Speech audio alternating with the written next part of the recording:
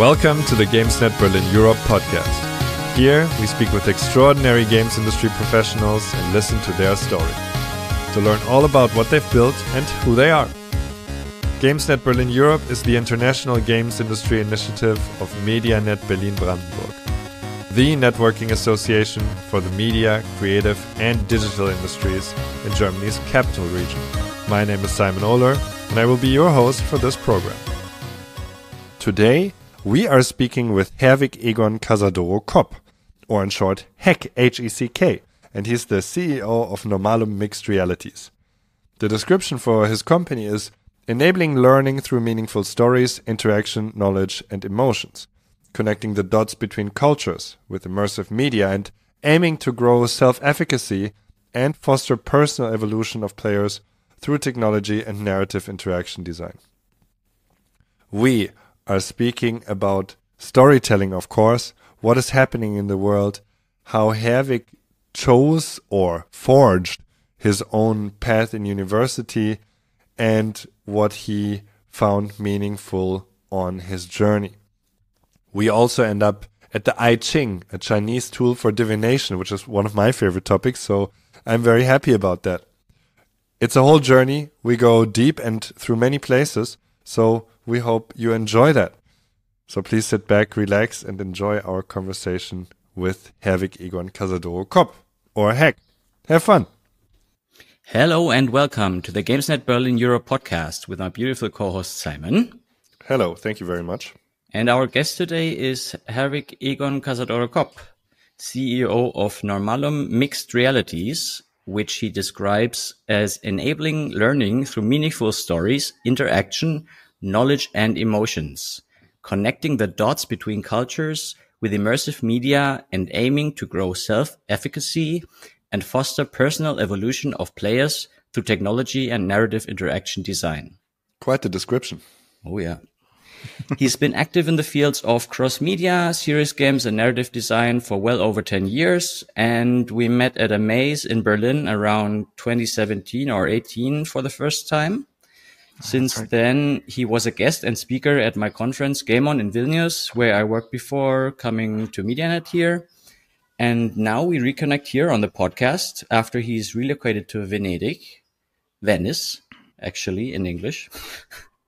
And I'm eager to hear what he's doing and how his life has been. So welcome, Herwig, and tell us what's going on with you at the moment.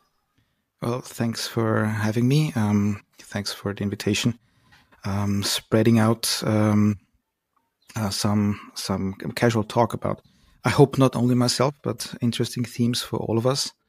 Let me not correct, but kind of expand a little bit on where I am.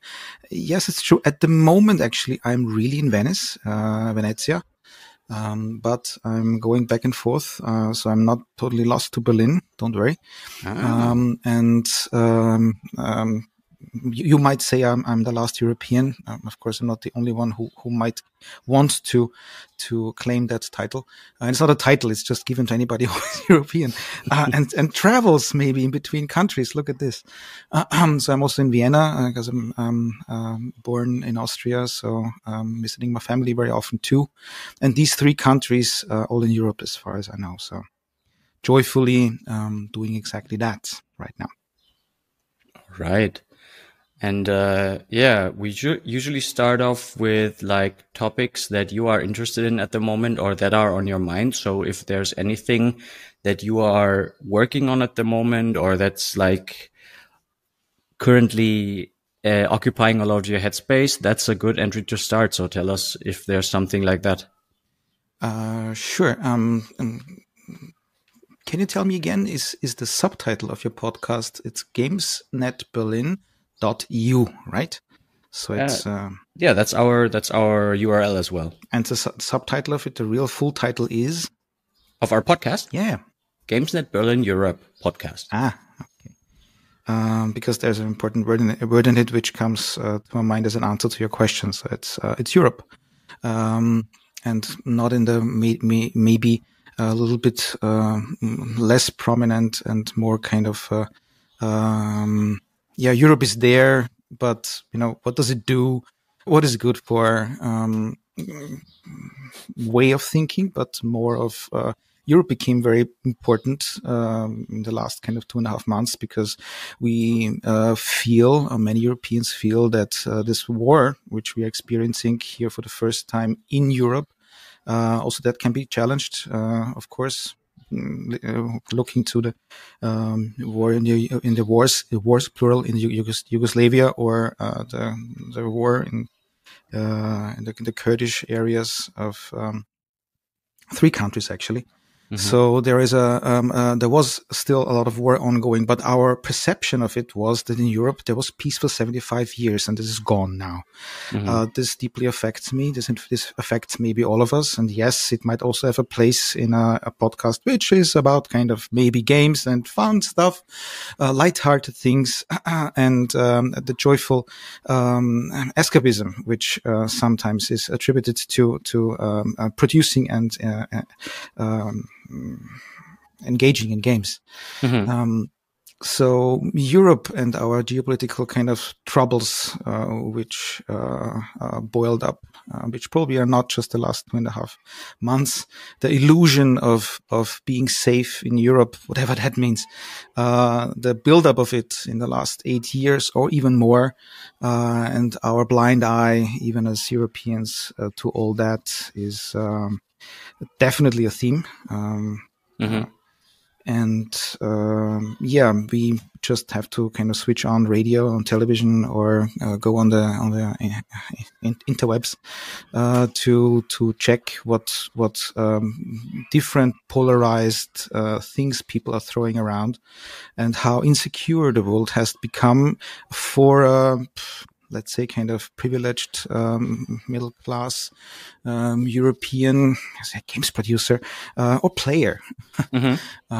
What are we playing here? On the world stage is a big question for me right now. And since, I mean, your company is called Normalum and is about mixed realities. So, I mean, this war is currently basically our reality, although still as being based in Germany, of course, it's another reality still than being based in Ukraine, or countries that are right next to it.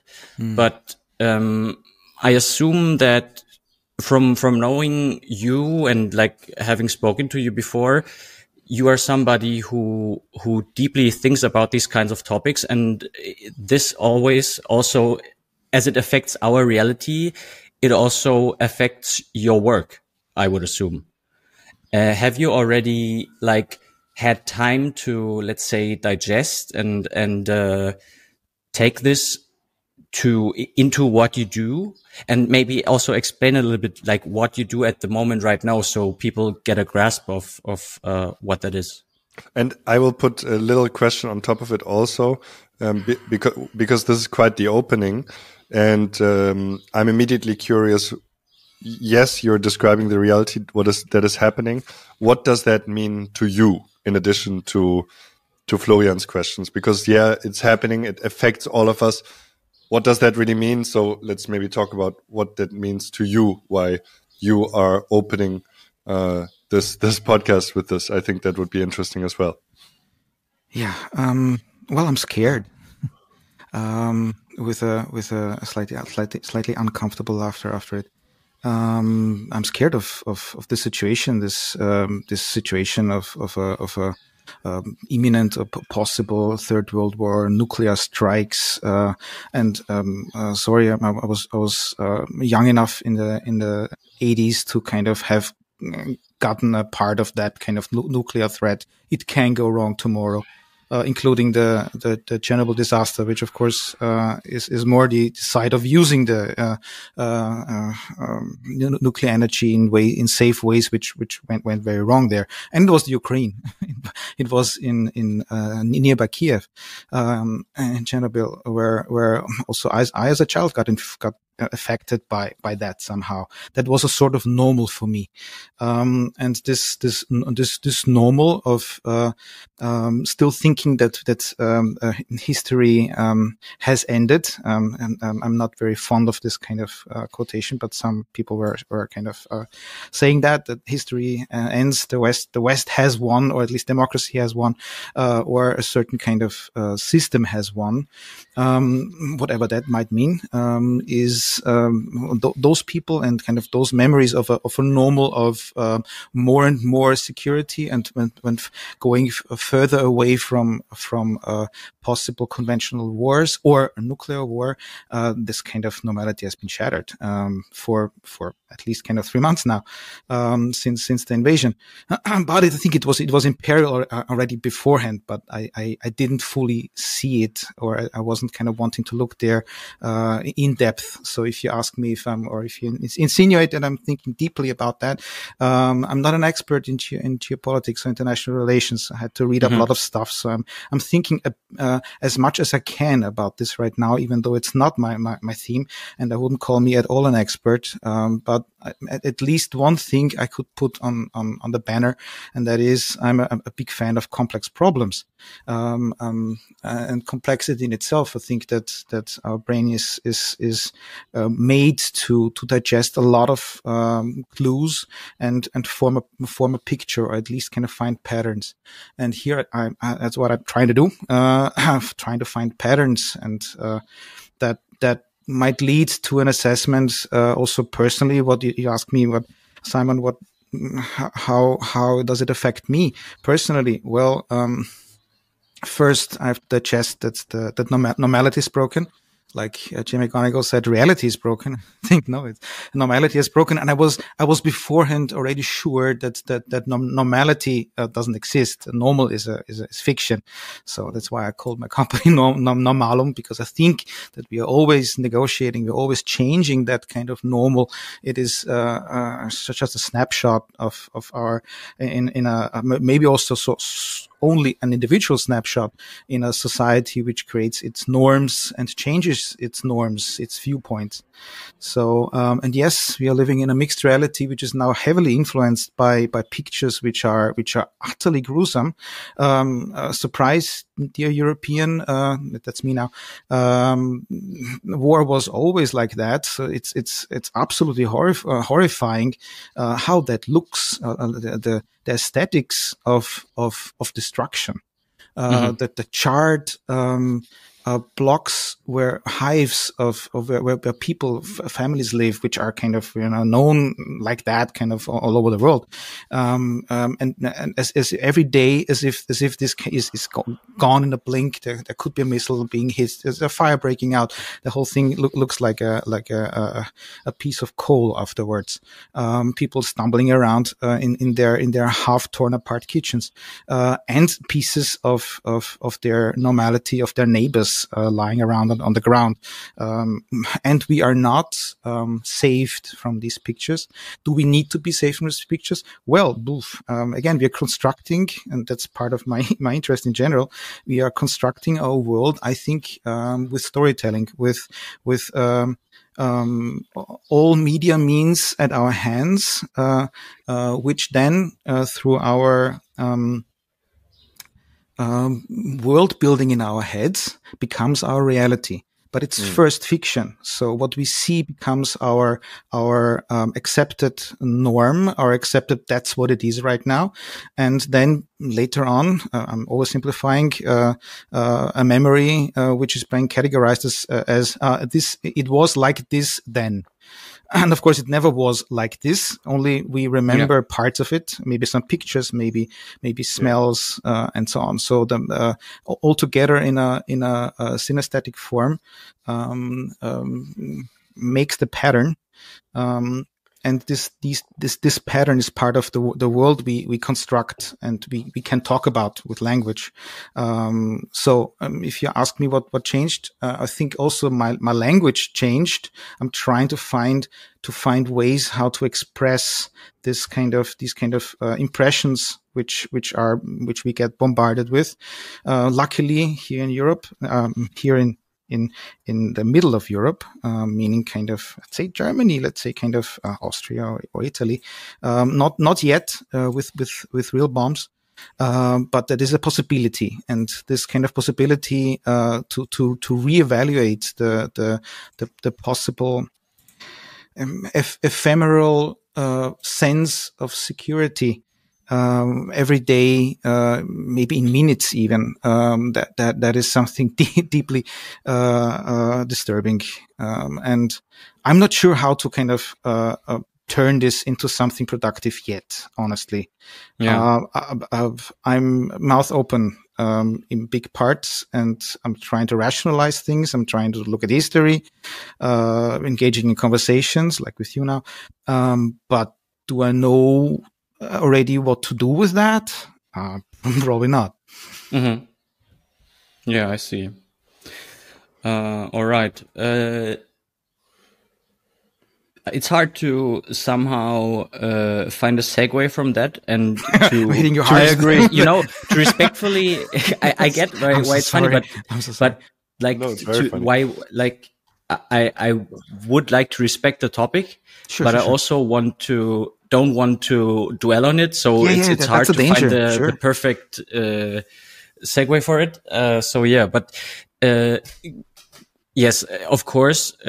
Just saying from my point of view as well, for me also, and I think for everybody, reality has changed. And I think I contacted you for two reasons quite recently about being on the podcast, which number one, usually my first thought is, I haven't talked to person X in quite a while. Let's see what they're up to. And for many people, I just follow on socials, and then I see all the pictures, and like you are very active on Instagram, like posting Venice and Italy pictures. Beautiful. Very beautiful pictures. So I always it's not reality. It's just yeah, exactly. Storytelling. Social media is not reality, people. Just wondering. So what's going on with Herwig? And then of course, so this definition of reality and your history of working in this field and like bending or shaping reality through media. So I thought it would be a good time to talk to you again. And you expected that the lighthearted having to kind of just make some fun remarks about it, and look what you've got yourself into. Yeah. Yes. Yeah. I have a segue, by the way, guys. Me too. I have something. You too? Yeah, but go on. I remember. Let's see. I was thinking we could talk about normality. For me, that's the theme of the things we talked about for now. Because, like we said, your company is called that. You mentioned it now. I think I have an interesting take on normality. We just talked about social media, which has a very interesting and strange relation to normality or reality. So maybe that's a place where we want to go. What were you thinking about, Herwig? Maybe we can like combine our thoughts. Exactly. Maybe you first. The comparison of what's happening right now is sometimes being put into the realm of games too. So some kind of said early on, this attack is sort of a chess game, kind of, you have to kind of move the pieces. And I have a remark of Garry Kasparov, who is a dissident now and not living in Russia anymore, who is as a chess master dissecting this and saying something else, which I found very interesting. So I'm putting it back into the games and games area, if you will. So pick it up or not. Yeah. Go from there. So what is Kasparov saying, and why is this a game? And I think that has absolutely to do with normality. So let's go on your thread. Cool. Okay. Kasparov wrote a book already, I think it was 2015, about Putin, and he was very critical about him. So again, he's a dissident now, and one of the most known names in chess. And in an interview recently, he was asked, okay, what is going on? How would you describe it? And he said, for me, so I'm paraphrasing, of course. What Putin does right now is actually not a game of chess. He's not a chess player, because the game of chess has a certain condition here, and you see all the pieces on the board. Both of the sides do see all the pieces. There are rules which are being kept to kind of make the game work out. In his view, he said Putin is actually a poker player. So he holds some cards, and the major game mechanic in there is the bluff. Mm-hmm. So it's not chess. And if that comes from a authority in chess, I'm just kind of believing it. I found that kind of an interesting viewpoint, so that we are not kind of also the planning of it, the positioning of the pieces. But there's a major flaw in it, because you don't see all the pieces. Also, we don't see all the pieces. We are just getting the mediated ones, the ones through media. We don't know what's actually really going on the ground, and we don't know. Maybe luckily, we don't know what's going on behind the scenes. So, what efforts, diplomatic efforts, calls, failed efforts, and so on and so on. So all these things would be probably totally overwhelming, and it might be better characterized as a poker game. And I think that's also the thing with normality and games. Of course, there's a bit of a perversion in saying, well, this is a game, but then you certainly won't feel like this is a game, aka game always has a connotation of, well, not serious. It's just an overlay, kind of a mediated way of experiencing reality. So we can interact in a different, let's say, meaning sphere. That's often, I think, what a game is. And of course, somebody who just had to leave their house because a rocket fell into it, oops, and now they are in somebody else's basement or something. They would say, how dare you call this a game? Or say, well, if that's a game, I never chose to participate in it, because exactly. Like you described also with chess, a chess game also is a mutual expression of respect, and also consent, and also intellectual destruction and dominance, if you will, but that comes second. Both have agreed in that, like in any fight. And so this whole narrative that you're bringing up of is this a game? Is this normal? I have varying thoughts on that. One could say, the world is always in a state of war somewhere, and this is normal. Like living in extended periods of peace is not normal. Like I'm not really saying that. It's just like, I don't know. That's definitely a way to look at it. Historically, probably quite accurate. Yeah, and so I guess that's maybe also a good time to ask you about your work. Like, what do you normally do? Like, what are you normally, as a maker, as a creator, artist, however you would describe yourself? What experience do you usually take, and how do you synthesize them, and into what? Because now it kind of came up with this big bollwerk of this topic, which is hard. We are not going to synthesize that now. It's very difficult. So I think maybe, but it definitely will now be the undercurrent of the culture of this recorded podcast episode for sure, and we will get back to it. But if we go a few steps back and go to normal, this word will also be a meme now, Herwig, like, what do you normally do? without that in mind. I think that's something that I'm very interested in because I think, it's for me, as far as I've researched it, a bit hard to see, a bit opaque, a bit obscure. So I'm extra interested in it. So maybe you can talk a bit about that, and I'm sure we'll get back to the other stuff. Well, I'm a human being, living still, breathing,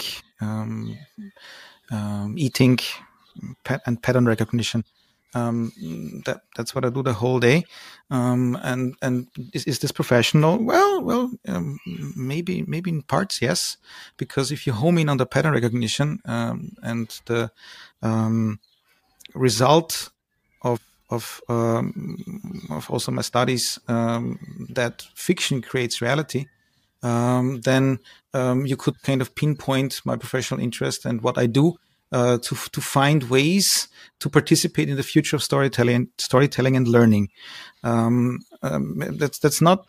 doesn't mean that I'm always kind of working or that I'm always succeeding, but that is the focus where we can segue into many things, including kind of geopolitics, but also into making games, and serious games in the sense of, okay, we are learning something. It stems so that I'm obeying a little bit here to the cultural undercurrent, Simon. From my studies, foremost, I'm a little bit of a complicated character concerning the professional or academic background. I studied cognitive neurosciences, but I started with medicine. So first medicine, then changing it into an irregular study plan. That was possible in Vienna at that time, if you take the time to put it together. After the Bologna process, I think the students now who might hear that would say, "What the fuck? You're spending 4 years to put together an irregular study plan and through forgeries, so that the university says, yeah, you can study this. What do you call it? Cognitive neuroscience, stemming from psychology, philosophy, medicine, and biology. Okay, you can do this now. I did then and finished that and didn't become a doctor." Did you say forgeries? Did I hear that right? Four areas, yes. Oh, okay. Sorry, no. Okay. Maybe I thought you said you created some forgeries to create your own. You can call this forgery, because in the I forged together really by force, going there, kind of being very insistent to say, okay, I want to do this. Please, dear professor, look at it and tell me if I need something from your field, which is not now part of this. And I want to do principally brain science, but brain science and brain research has many different fields, and there is no general professor for that. That's why I want to create a new study plan. And they were all quite patient and helpful. And after some years, I had my approved study plan so that somebody else can do it too.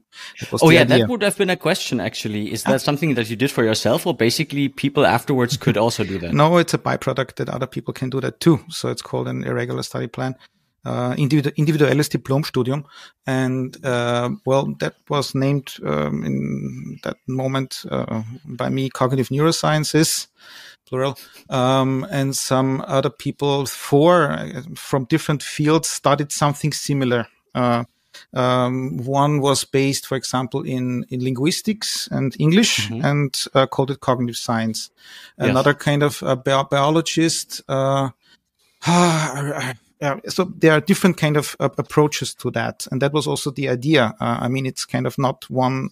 There's not one stop shop for where you get all the answers. What was your will? Sorry, what was your will? Why did you put that together? Did you always invent your own stuff? That might be one of my biggest flaws. Yeah. To stubbornly invent what was not there before. Invent is already nice. Maybe kind of forge or create, force, or conjure up out of thin air. Because it's sort of the satisfaction to have then done something under apostrophes nobody. So I'm definitely not the first one who is kind of doing that. Or I was standing also on plans from study plans from the US, so mainly from Stanford, and so there were some people doing that kind of broad approach already. But it's deeply satisfying if for me at least, when this kind of madness becomes sort of a norm, to kind of point Originality, back to that. right? Maybe I just couldn't picture myself as a medical doctor, and I had some crackpots who were way more accomplished and way more versed, who also broke their kind of careers in a certain kind of way, and who advised, sort of helped, inspired. So originality. Maybe also career choice is not just madness. You are standing out if you're the only one doing it. So you can also monopoly. And of course, I don't have a monopoly, neither on the approach nor on results. But that interests me much more than following a beaten path. But do you think that, like, this is super interesting to me in terms of how people, you mentioned this Bologna process, stuff, and how actually, I mean, studies became more and more centralized or more streamlined. And so people now, and I've definitely had this, especially before and even in the beginning of starting with games. I mean, I come from a completely different field. We've talked about this on the podcast with other guests before, but games in general used to be, at least, I think it still is, kind of open for people who come from different fields and just want to join because they bring something unique, something that nobody else has. You can mold a lot of stuff here, but like this approach of I don't want to go down this beaten path is something that people do maybe when they start a company, but I never actually have heard of people applying that already in their study time, basically saying, well, this is a field that I started, but I will like reshape my whole curriculum and build my own new studies. That comes at an age where I think people are kind of, at least thinking about students now, really afraid of like, what will my job look like if I don't finish this course, if I don't have this and this degree. And I definitely had that at some point as well, until I just trusted myself to go my own way. But I think that's super interesting. Like, how does that process start for you? While you were talking, I found an answer. It was not lying there already, but I think I'm deeply fascinated by things I do not know.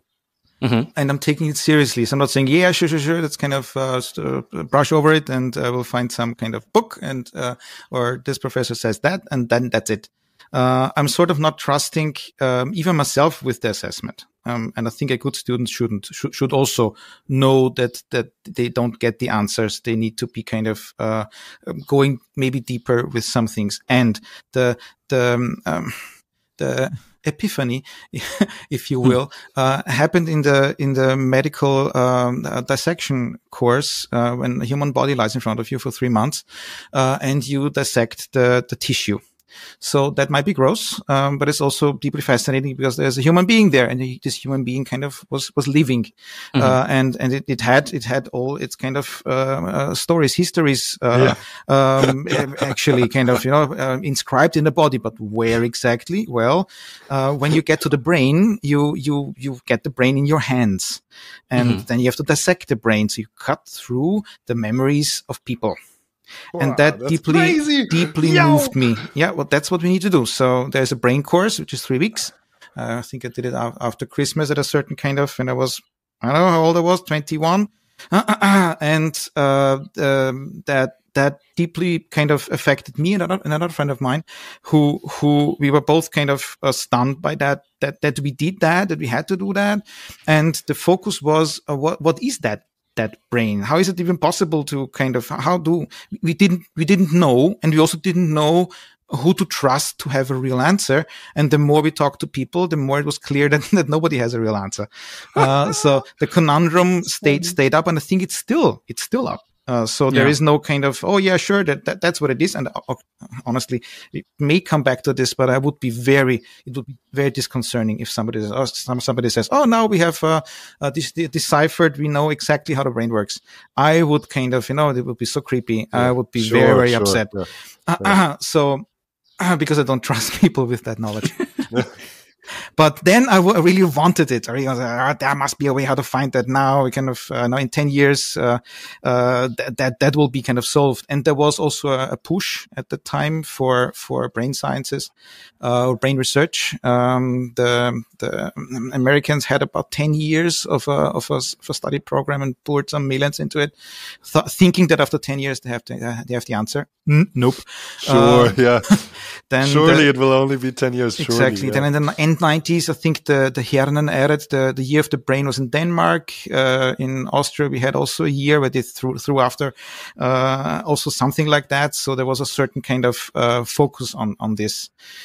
And, we are still also deeply in the AI winter. So nobody was really kind of thinking that we can model a brain at that time. It was more kind of some nerdy stuff I had to do then too, or wanted to do too. But the riddle was out there, and the riddle can only be solved if you're sure you are either having or knowing where to get the answer, or you're very broad. And I think there are still a lot of things we don't know, and where a broad approach will be valuable and fruitful.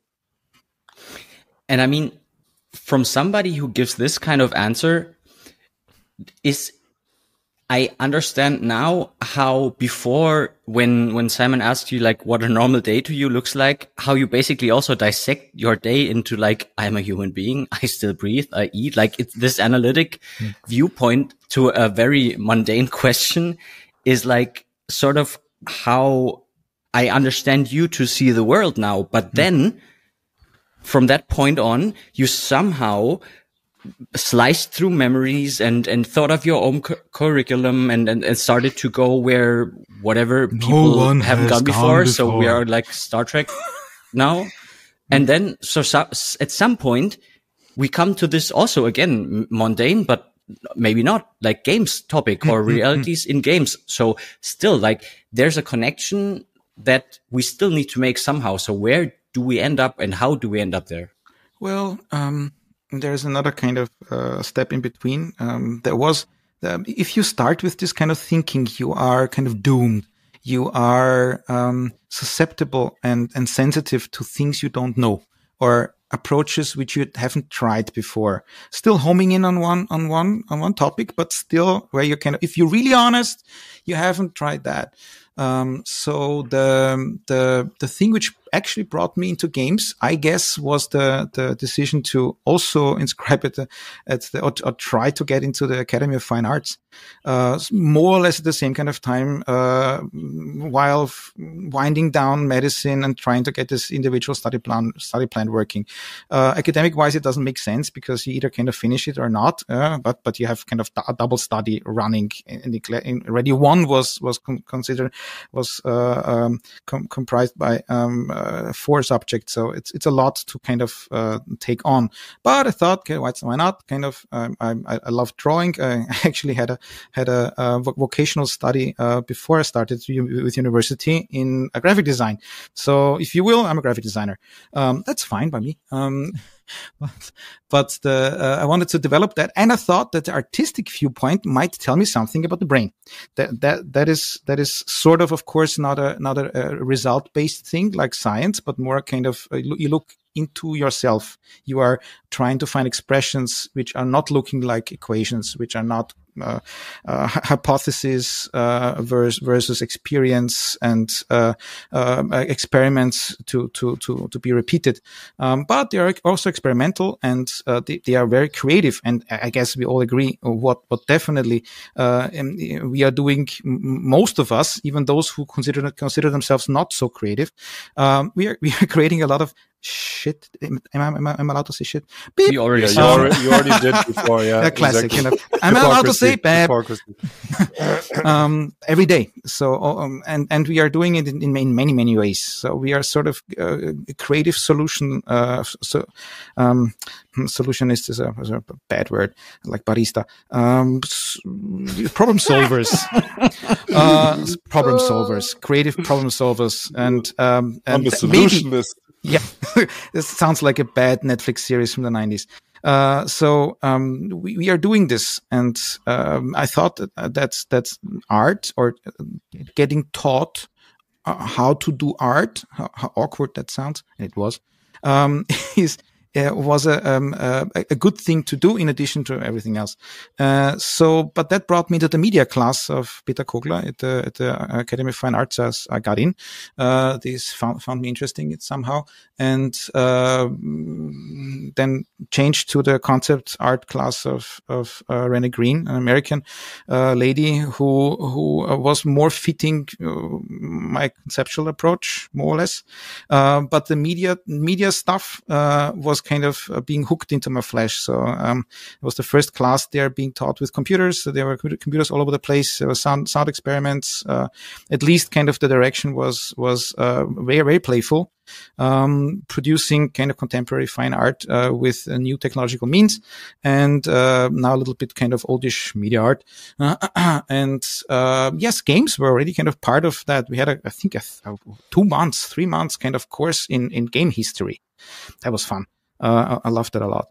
And that stuck with me, at least after dropping out of the research and laboratory possible career path, and changing it into interactive storytelling in Berlin. Mm-hmm.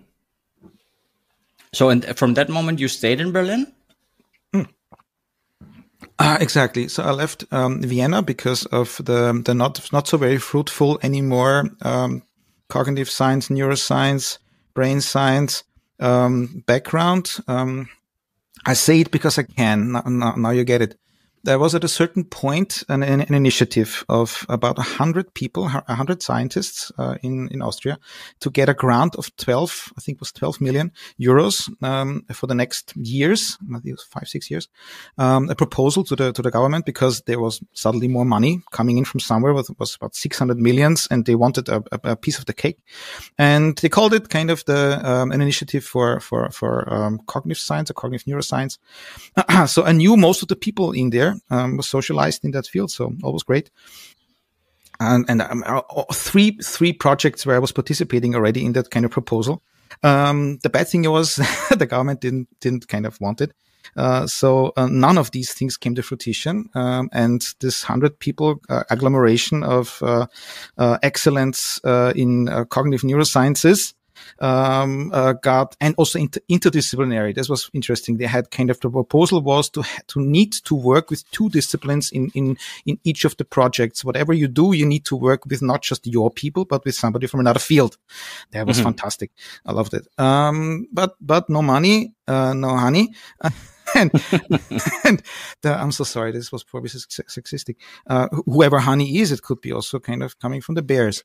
Exactly. The bees. And the bees, probably. Exactly. And the flowers. The bears are the consumers. The bees are the makers. Not to be confused. Yes. Imagine the bad bears, the bear honey factory. Like what would that look like? Very strange. And then all these bees come in to start consuming the honey. That can't be right. So exactly. Let's keep our facts straight. And I don't think there's anything, unless you want it to be sexistic about no money, no honey. Because if you have no money, what are you gonna do? Put in your tea? Bread? Like, yeah, some cheap sugar probably, but certainly no deutscher Imkerhonig von fleißigen Bienen. Österreichischer Waldhonig. Yes, you will be too broke for that. So no, I think you're right. No money, no honey is a universally true statement, and we can leave it stand without worry. Okay, good. That was the situation, and so all the neuroscience bears were looking kind of very concerned. Said, okay, what the heck? What shall we do? Went on to do their own kind of things, maybe little things or more little. And I was very, very disappointed. By all of it. So because there was, for 5-6 years, a new kind of institute for brain research in Vienna. It took 20 years to put that together. I was the last one in a department which was called neurophysiology. So it was electrophysiology, there. So we did EEG studies. But the institute, or at least kind of the people running that department, didn't find the right people to continue the whole research agenda.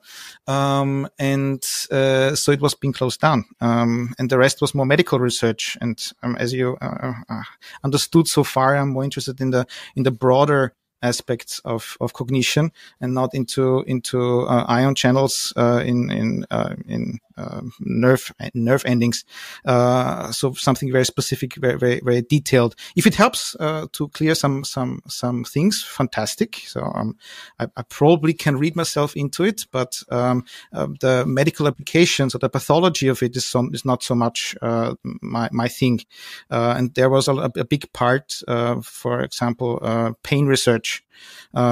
Yes, it sounds kind of, if you think about it, sounds almost funny, but it wasn't. So the broad questions were not being dealt with there so much. And then there was this kind of thing with the grant program, which didn't come together. And I went to Berlin. So finally we're here, and I realized that there are two things in town which work out. There's the film industry, also with Potsdam, and there are the games. That seems to be strong. And of course, entertainment in general. Yep. Let's not forget that Berlin is a fun city, and especially also might still be. Let's see what happens after the 2 years of pandemic. We haven't kind of said the word pandemic so far, so I said it. Thanks. You're welcome. So one of the two, both actually sounded very interesting for me. They're much more mature than in Vienna. So the reason was really also professional, to kind of go there and see what opportunities might arise. All right, I see. And one thing that came to my mind while you were talking about this is, like, do these bears have labor unions in their fabric? Or yeah, bear union, sure, BU. Okay, the neuroscience bears. You mean. Yeah, they are they also create self-help programs, because the BU means that you have to be yourself. And the bears are very bad at that, because they are if somebody says there's a honey down the street, they run. Yeah. And then they apologize later, and they're like, "Hey man, it's not that easy. Please bear with me." Oh my God. All right. What is your problem, Florian? Do you think these jokes are unbearable to you, or? Yes. This podcast is my problem. So look, heck. But look, sorry. Yes, you have Beam on here, and you have Herwig, so I don't know what your problem is. Just go with the flow. Yeah, I'm going with the flow. I was actually trying to now allocate or locate the point in time when we met for the first time, because that was a maze then, and like I said, 2017, 18-ish. So at that point, you were here for quite some time. Yes. You've been doing research. You already finished, or were still researching? I was finished, and so I was looking for new land to conquer. Of course, in a peaceful way. And Berlin looked fantastic, and very lively, and especially kind of also to home in more on the production of something which helps me deal with the result of all that. Again, bear with me. I barely mentioned it beforehand. The result of the theoretical research I did was for me almost enough that I realized I had to go further, because, as I said, the brain is a fascinating organ. What it does, it is very good at pattern recognition. What it uses for that is, of course, perception, but as a stand-in and also conundrum in it, language. And we only can use language to kind of talk about it. And this language can be is not just written word, but can be described in various different media, different sorts of media, which we use to communicate stuff in society in our society of brains. And to understand something, we use written words, images, sound, what have you, to convey some meaning. And so storytelling, as a result of that, is for me neuroscience, because we are changing our brains with that storytelling. If it's strong, it changes our memories. It changes the weight in our memories. It gives certain memories more value, more weight, and it creates something which we talked about already. Norms. It creates norms for ourselves, but it creates also visions. So especially about things which are not yet here.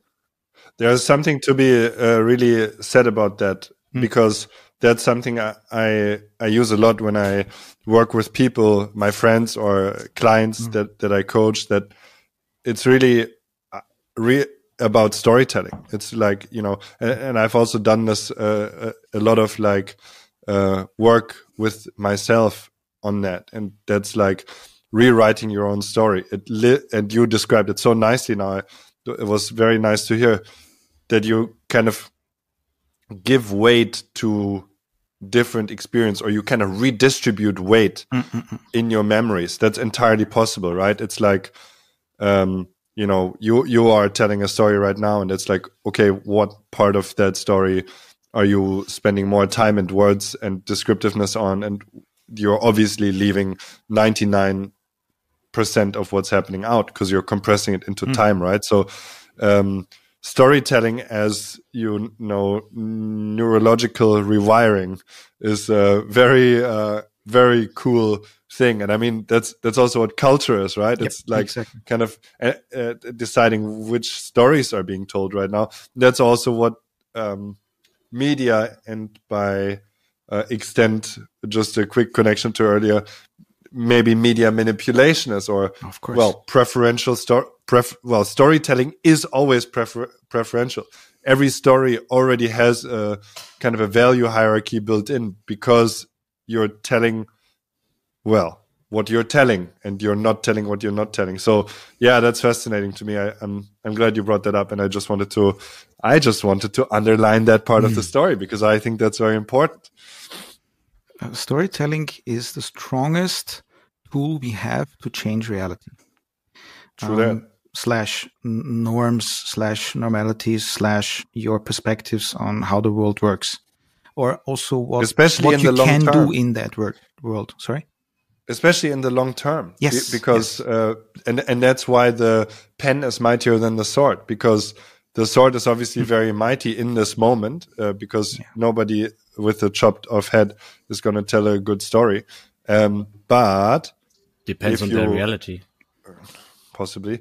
If you can retain your head, then you can use the pen and the word, and these things last, right?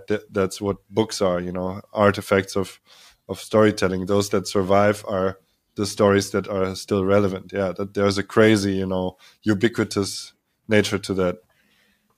True, and it's our only hope to change things. Of course, if you don't want to pick up the sword and just kind of create facts, and also these facts then need to be interpreted. So the chopped off head, as horrible that is, there can be attached different interpretations on why that happened, when that happened. How did it exactly happen? Who held the sword? Is it the right head? Not to spin it. So we are getting, of course, into the realm of propaganda very quickly, and into the spin of it, and these kind of this profession we heard from in the last kind of 20, 30 years, the spin doctors who are doctoring stories, who are changing the meaning of things with the power of media, the money influence, probably repetition. And all that is kind of pestering our understanding of how the world works and how we understand ourselves too. And I got deeply appalled by this revelation that our world is being built on that, and nobody is kind of openly shows his disgust to say, okay, we are on the level of storytelling, on the level of what do we tell each other? What kind of story is that? What kind of values are in there? What do you omit? What do you openly kind of underline? And so on and so on and so on. And I think that I put just the neuroscience, cognitive neuroscience, focus onto that, knowing that I'm changing profession, deeply. I have to listen to people who are good at storytelling. I have to listen to those who sit around the campfire. To listen to people who are writing and producing stories for a living, and also how to make them interactive. Then, for all this, Berlin looked like a good place to be. Yeah, and look, talking about this, to me, it clearly puts me back into my. You also spoke about. Neuroscience in the field of linguistics, of course, and then I studied English and American studies. So there's also this part of course, looking at history and looking at different readings of history, and of course we end up in postmodernism, and I think. Do we end up in postmodernism, which is post already something, and do we have to post, and what comes after that? In terms of. Yeah, in the curriculum of a German university at this point in time, we end up at postmodernism. Because even if you're lucky if you are. Yeah, well, but I mean, this is it's fascinating to me because obviously there's a huge influx of postmodernist readings of everything now, and of course that still is really. We can discuss that. But to me, it's interesting because obviously you can also apply that to every different like field of studies. You can do that in literature. You can do that like asking these questions through a game, of course, and art. And then we come to people like you who started from a very, very different point, basically dissecting somebody's brain and like literally slicing through somebody's memories, and then coming to this point of realization that these stories change reality, which again is somewhat a different approach, but also comes to this, in my mind, this thing of like, what is reality and how is it told afterwards by whoever omits or, like you said, or tells what they feel like. And so like, I'm thinking of like, is there something to be said on your part, maybe because you've probably put more thought into this. I just did this while you were talking, like this, like a factual science in a way that is medicine. And then of course, like brain surgery, like things function a way they function. And then coming to this, well, do things function as they function? Is that what we are telling ourselves? How we understand these things need to be put into language. I always refer back to that. Even if I'm writing a paper which explains the brain, if I would do that, the question is, can we do that in a different way than into a sequence of words in a sort of linear way? Or do I need to, and now we're getting into other forms of expression, do I need to paint a picture? Do I need to put it into a video with some music in the background, which tells you exactly what I think the brain is? I think all these forms of expression are equally valid. No matter what some scientists or no matter what some artists say, who don't want to really venture too far into the other area, they are both valid. Are they both true? Okay, maybe we get back to sort of what truth could be, but I'm not even touching that. I'm just saying it's valid to kind of try that. You're probably failing anyways, we with this language, we are able to make our, as I say, affections, the emotions, our experiences, the sequence of it, the ways of it. We are trying to communicate this to other human beings who, at a certain maybe different moment in their lives, if it's a book, it can be read in 100 years, are getting sort of into the mindset of that language, of that kind of constructed architecture of text or the image or the moving picture.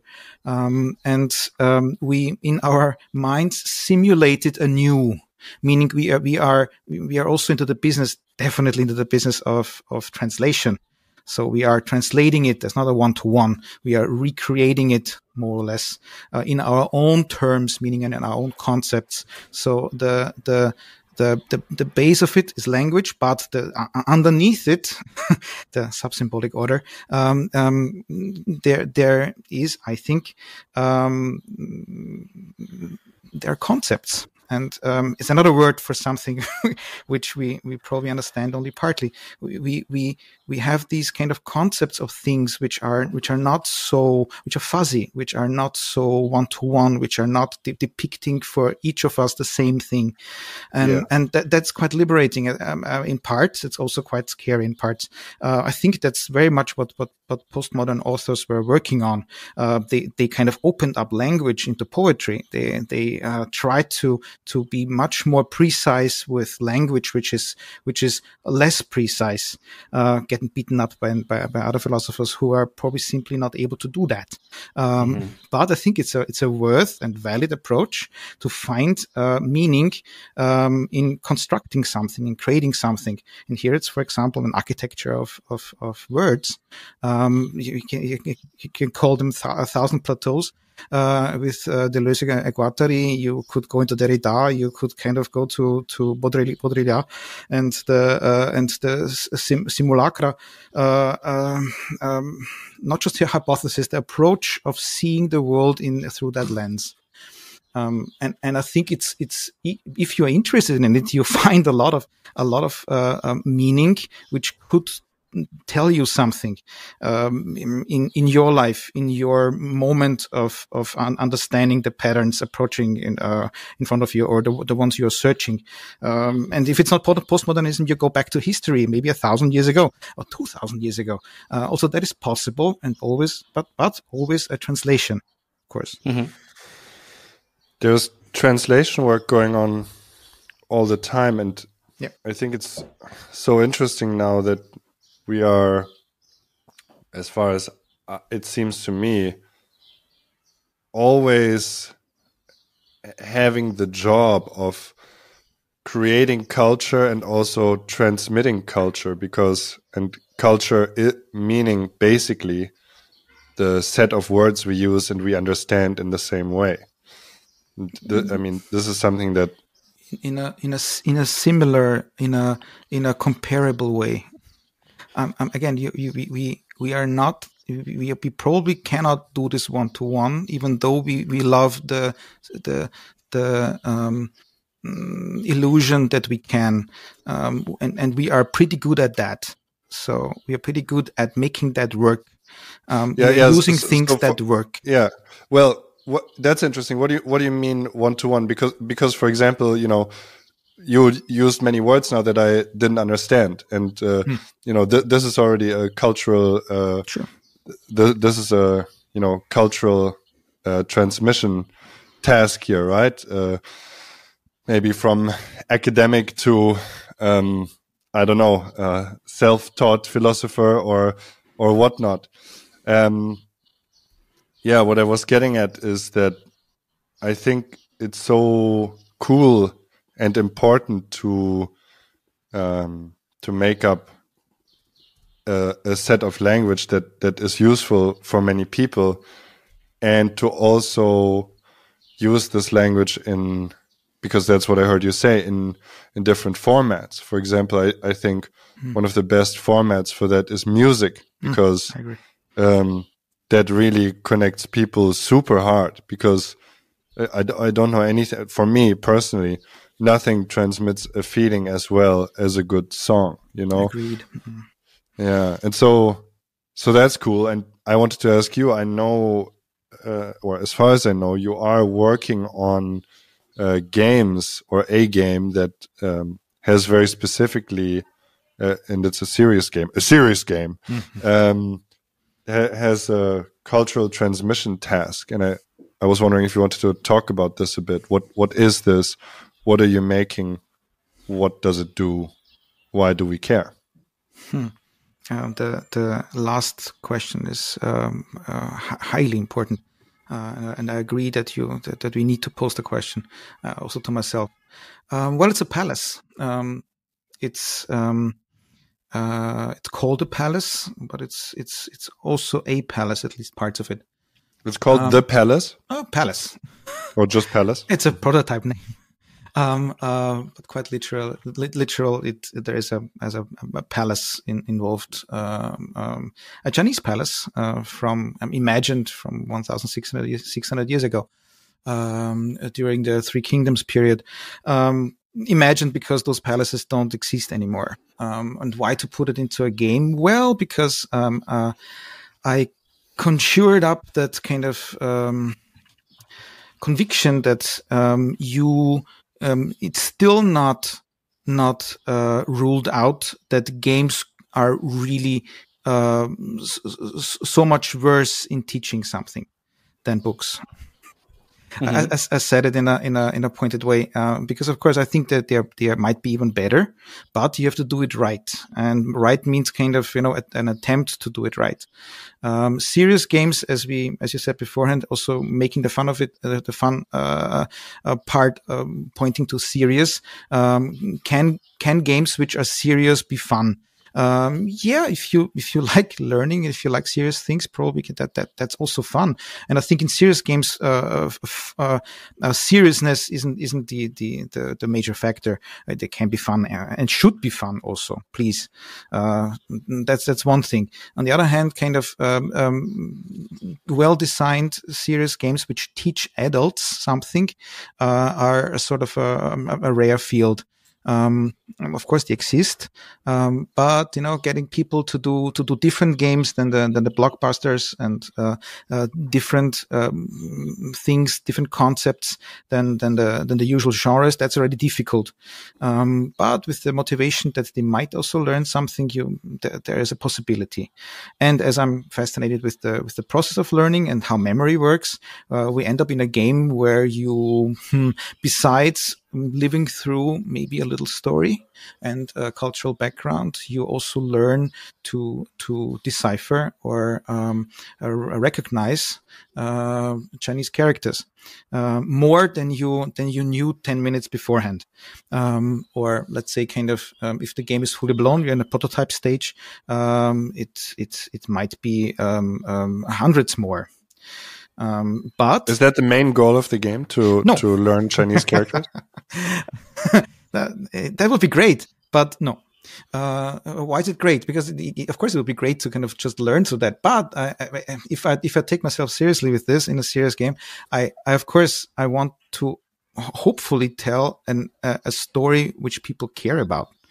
And I think that's the tool in it. So if you are within a story, with some agency, where you are interested in see where that goes, then, and you get maybe not even a blunt promise that you will learn something important for you, but you also learn that. I think I'm aiming at this kind of, a moment where people realize that they learned besides playing the game, and not as a first kind of, this is what you are going to learn, and now you have to turn the page. So the didactic point in it is storytelling. And what is there to learn from let's say Chinese culture? If I hear you right, a lot. A lot. Yeah, please tell. I'm curious. I'm not able to tell what there might be out after 5,000 years of cultural history, built up and lost in parts. So it's I think an Herculean task to even put a little part out. The mini part I might be able to put into a Western game, so not aimed for Chinese, to also convey some of the historic moments, maybe, which are then building up a setting, so that you are able to also learn some written Chinese through that setting. So it's a 3D game. It's not an open world, but it's a 3D world where you can walk around, and where things might happen which nurture you in your exploratory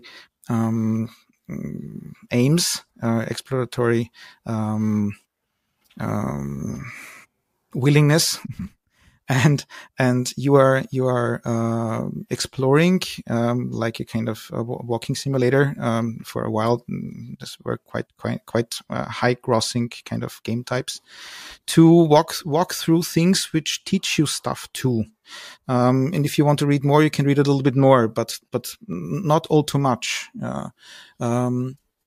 Knowing that this kind of worlds where knowledge is being conveyed, that this is a very tricky task. So it's many people have tried it, and I think it depends highly on the success. Depends highly on how does it look. How easygoing is it nevertheless, but also having depth nevertheless. All this together brings me to this prototype. So it's a computer games funded prototype to show exactly that this is possible, and that it's fun, and that people would care to kind of stay in there, at least for the prototype vertical slice time being. And why are you making this game, and why do you care about it? Like this, I'm still curious about what there is. You know, why the heck do I choose China, and things I probably not got raised with, and how can I even dare to point there? Yes, I'm not an expert in sinology. I haven't even lived in China for an extended period of time. I've visited several times. I had some ties there for a while. I fell in love with the cultural, meaning kind of personal people side of it. I mean, the people where I met, at least, were highly hospitable in ways which I've never seen before, and maybe after. Maybe in a moment when also the openness was a little bit higher. It was shortly after the Olympics, not the last ones. 2009, I think, a high point for every China watcher who kind of saw that there was a kind of very opening up. A lot of kind of Western journalists, less restrictions, and so on. So people were kind of flocking in, and that still doesn't mean that I know anything. Anything about that, but the little things I might kind of gotten. It's about caring, not about knowing. I care so much nobody about. knows Exactly. anything. Yeah. I'm caring so much about that. I want to kind of put that into an experience. And what I'm also very much kind of touched by or inspired by is that playful experiences can have the biggest impact on memory, at least in what I experienced for myself. And I'm extending a little bit. That might be also extended into games like kind of live action role playing games, LARPs, Yes. where it was the strongest for me. And the psychology behind it was deeply fascinating, or at least what we tried to find out about it by playing it. So in a video game, so here it's not a LARP, it's a video game. I try to kind of put all the knowledge I have, as little as it is, about kind of some parts of Chinese history and some parts of easy Chinese kind of writing together in ways so that it's kind of a joyful and positive experience for a Western adult. Building bridges through that. If you like that, you might understand a little part of it. Maybe you think you understood now everything, but of course it's bullshit. And I would not be, even if the game would be kind of 200 hours long, wouldn't convey a big part. But even if this even would be very, very, very long, and some people play one game for 200 hours. I said a long time about World of Warcraft until I had a blister on my thigh, and then I gave up. So there are people who are very, very passionate about kind of being in a world, and if I can make somebody care about this kind of historical but also cyberpunk setting, because it doesn't stay historic in the end, then and teaching some written Chinese, then this is that's the basic pitch. Showing if that works, that it's a powerful tool of adding much more in such games, and kind of taking it seriously, that there are that your world building, your universe you're creating, your details you're putting into it might be changing the connections in the players. I mean, the connections in their brains. Do you first of all, if that was some NDA stuff, we will cut it out. Or if you drop that as a hint on purpose, I don't know about that cyberpunk stuff. Also, no. I mean, after Cyberpunk 2077, I should probably not say Cyberpunk, but I say it nevertheless. Kind of. Sorry. Kind of. I'm not CD Projekt Red. And if I could bring in at least kind of a quarter, a tenth of the quality in my mini kind of project in comparison, then I will be very happy. So don't worry. No. I will not talk about these things which are proprietary in ways. So I think I'm fine. Don't worry. Great. Something that completely different topic in a way, but it connects to what you talked about right now for a while, because in that last segment, I think I counted 4 times when you specifically outright said or alluded to not knowing. And I think you are somebody who has thought about this conundrum or about this not knowing a lot, or probably does still, because you mentioned it then in a setting when you talk about basically experiences, and I mean you need some knowledge and experiences to do something. So what kind of tickled me to ask was, do you get frustrated by knowing that you don't know? No, I love it. I really love it. That is not a I hope it doesn't come across as a word in English which I'm missing now. Not it shouldn't sound coming from a high-nosed level. So I'm saying it because I'm meaning the contrary. I really, no, not sarcastic. There's a word which I'm missing now. What I think you get the meaning if I'm saying no, not how it sounds.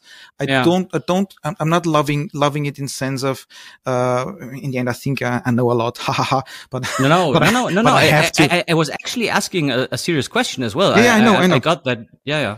Here I say I know because I understood what you just said. Here I can be kind of precise because we are in this language game of saying, okay, what I think I understood what you said, therefore I can say yes to it. But in general, I think you got my I'm very cautious with things with things I know. Mm-hmm. I'm sometimes not cautious with my opinion. Mm-hmm. Because, but I know that this is my opinion. I would not say I'm right, but I say, okay, this is now a strong opinion. Now you get kind of the half-baked kind of stuff I concocted up. Okay.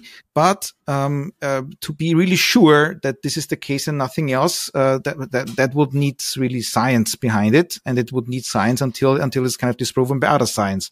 So we are not kind of in a colloquial talk. We're not doing that. We're not kind of disproving each other with another kind of paper or with an experiment. The internet seems to go that way. Yeah, but I'd rather say I don't know, and then because I really don't know. I mean, sorry, but that's refreshing. People can't do that often. Like, it takes some reflection to just not trying to. Maybe that's too much internet culture on my part, but I feel like I think we talked about social media at some point and all that stuff. People have a hard time just accepting that they don't know stuff, and still, and that being reason enough to not give an opinion. Take the brain again. I could kind of come across now as I'm the expert about the brain, about neurons, and the 100 billion or 90 whatever a billion nerve cells in all our heads are doing this and this and that. It's so interesting, and there are these kind of papers up to say that, and these papers say this, and in general, I think the brain is, and then I give you a formula. We could do that, but after my serious kind of attempt to understand something of the brain, I think I understood some parts. There's not nothing. I'm not saying, I studied it and now I'm just, the wisdom tells me that I know nothing. That's for me a little bit too much, of folk philosophy. Or some people are rightfully pointing that out in history, that we actually don't know shit. That is fine. It must be said sometimes, but we also, I think we know something, but we just don't know how much of it. Yep. And that gets us into the devil's kitchen, because we sometimes point to it as if that's it, but it's never that. It might be a strange kind of perspective of the part you think is much more than it actually is, and other people then say, but I see how much away you are from that, so therefore it is different, and I give you my perspective. That's all fine. Let's engage in these kind of conversations that we engulf in, that we are putting ourselves in. We are immersed in conversations about what is. I think that it comes from things which are not there. We are talking mostly about things which are not present, especially when we are thinking about the more abstract concepts.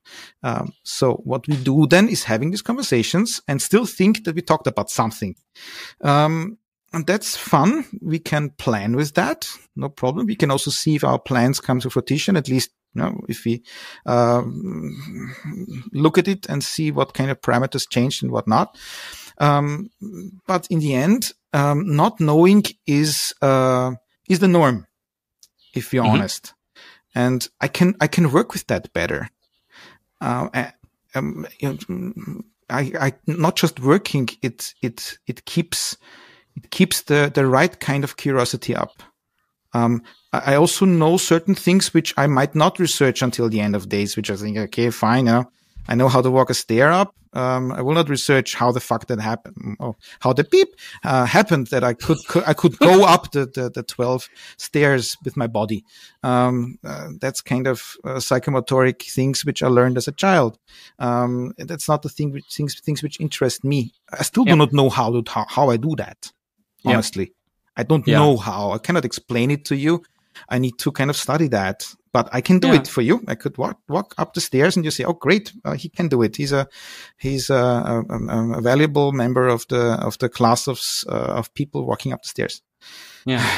I was very happy with your answer. Actually, I really liked this positive point that you came to, like that's some kind of a motor or like an engine that keeps you curious and going. Because I mean, you touched on it as well. Like, if you are in the wrong mind space, I think going too deep into this, I don't know anything. You can go down a lot of rabbit holes and like not come out. And I think many people also do that somehow. These days. It could be also unhealthy to kind of doubt too much. Yes. So it's a classic in epistemology. We call it solipsism. You're sort of doubting everything only you know. Sort of, and nothing else is certain. So you isolate yourself from everything else. You're your own world, because that's the only thing. Yeah, I exist as a kind of the Descartes stance, where books have been written about how Descartes is wrong with that. I will not follow that trail, but in the Descartes era of staying too much into your doubts of Yes. Also what's going on, what do you know really, what can you work with.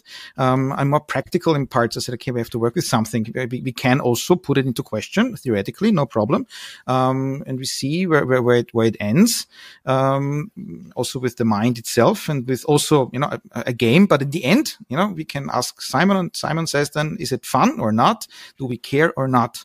For what example, does Simon say? I don't know what Simon says. He said, Simon says it's fine. Yeah, I hope. Simon Simon is wondering, has been wondering if we are accepting our not knowing, which is what we just did, right?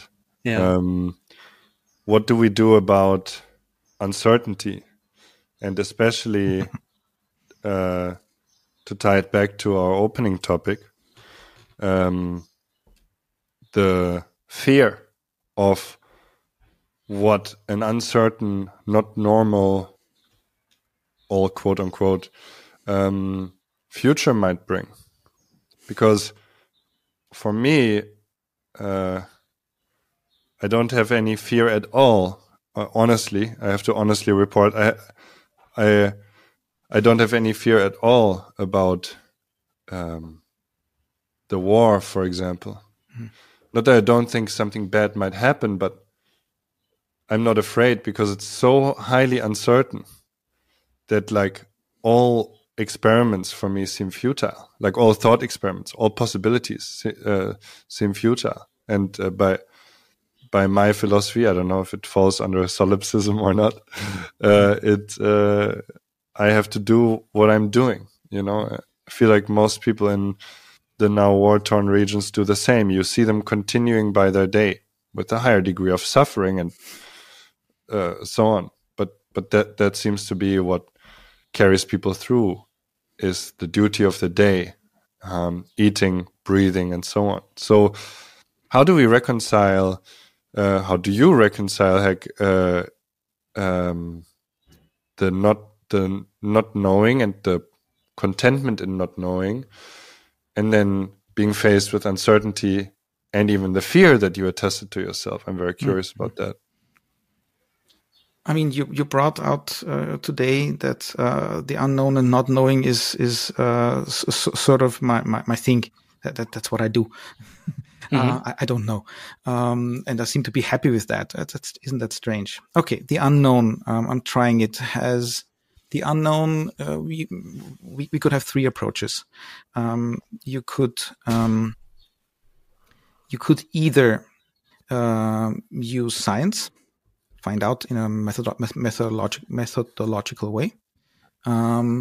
You get some answers which can be repeated and proven by other people, other human beings, with their kind of instruments and experiments. So science is one option. Ignorance or divination. So you either ignore all that and you just kind of say, oh, I don't care what happens. I'll do what I want to do. Or you ask for the will of gods. Divination. You try to embrace what you really don't know. You even extrapolate and say, oh my God, there might be other forces behind. Let's ask them. Let's ask them what the future will bring. And I find the last one especially interesting because they encompass usually kind of super interesting cultural storytelling. Usually you go back to the origins of where we come from, who we are, so the 5 Kantian questions, in the end too, and we get into belief systems, and they are called belief because we don't prove them, we say we believe. And divination is in big parts, or at least in the mechanics, sometimes connected to games. That I can segue here and into the game project I have, because a part of it deals with a system of divination as a game mechanic to help get forward into a realm you don't know anything about. And it might help also as a tool for storytelling. And it's also something, in general, the approach is not something I invented by myself.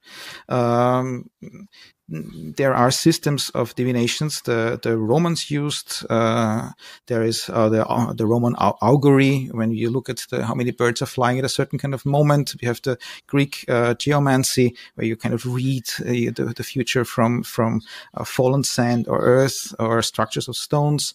We have the Western African Ifa system, which is a more kind of already kind of in the direction of more board game like a little bit.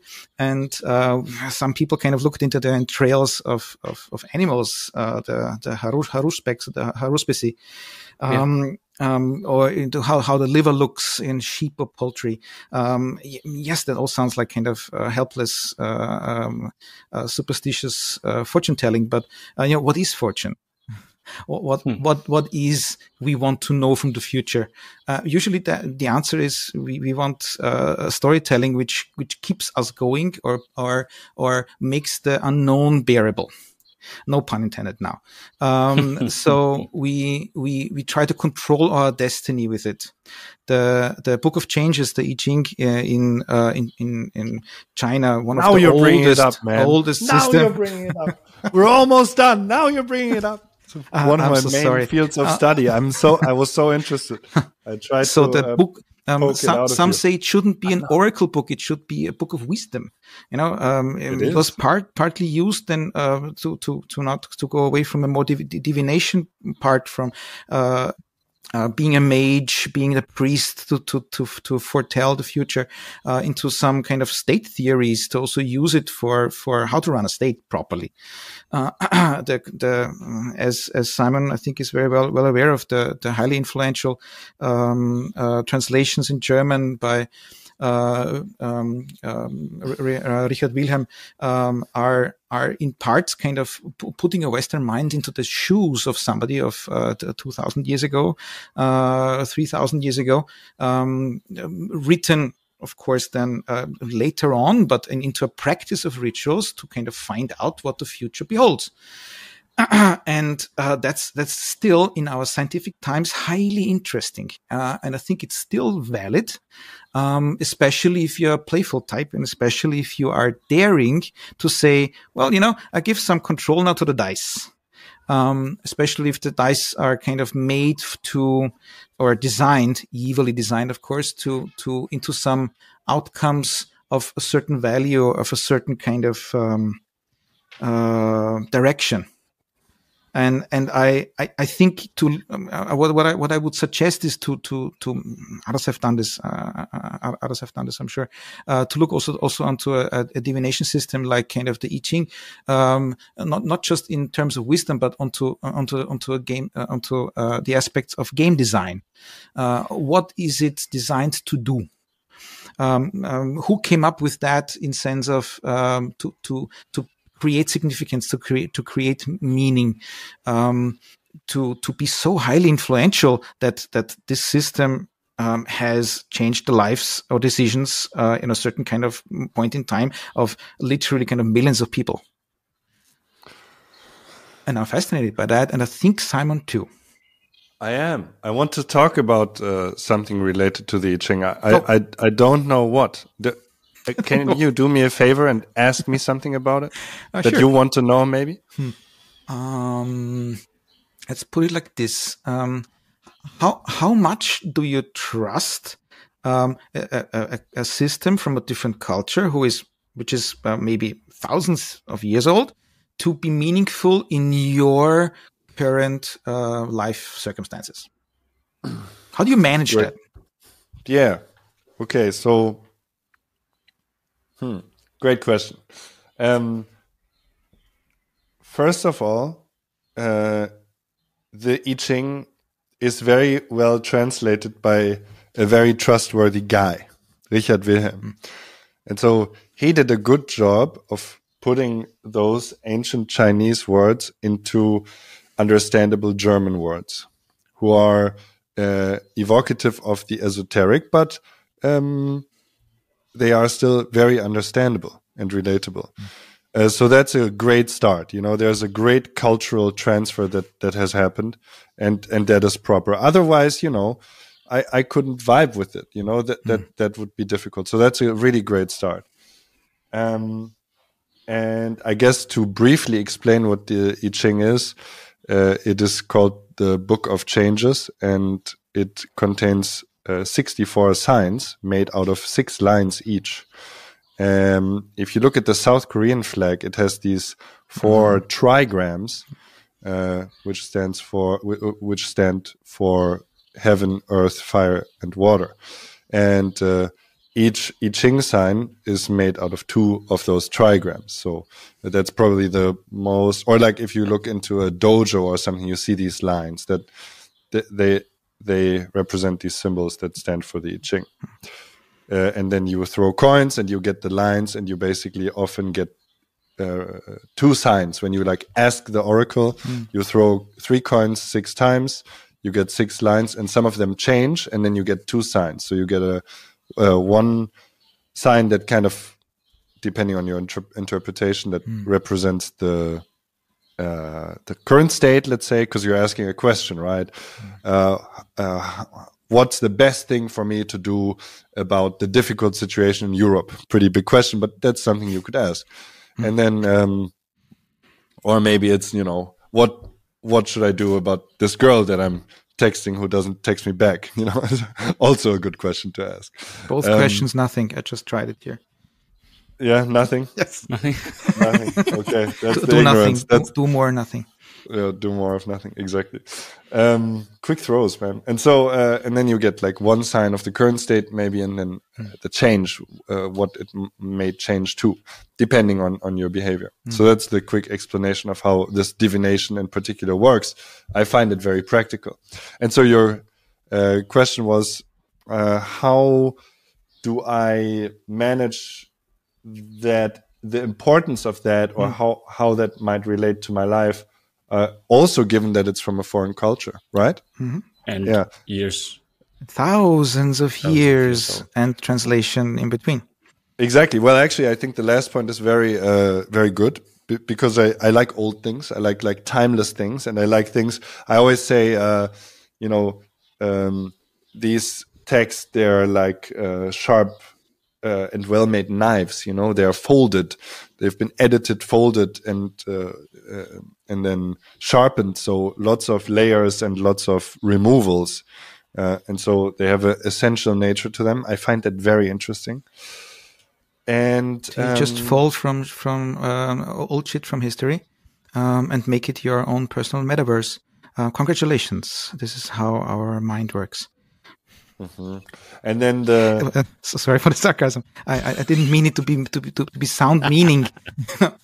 No worries. No worries. It's obviously true. I mean, there's obviously, but to the rest of the question, I haven't found something that resonates so much with me. So I don't feel like I'm bound to a particular culture with this, and I'm very happy that I can relate a lot to Christianity, and that's also divination in a way, or relating to the divine. But especially I really like Christian mysticism.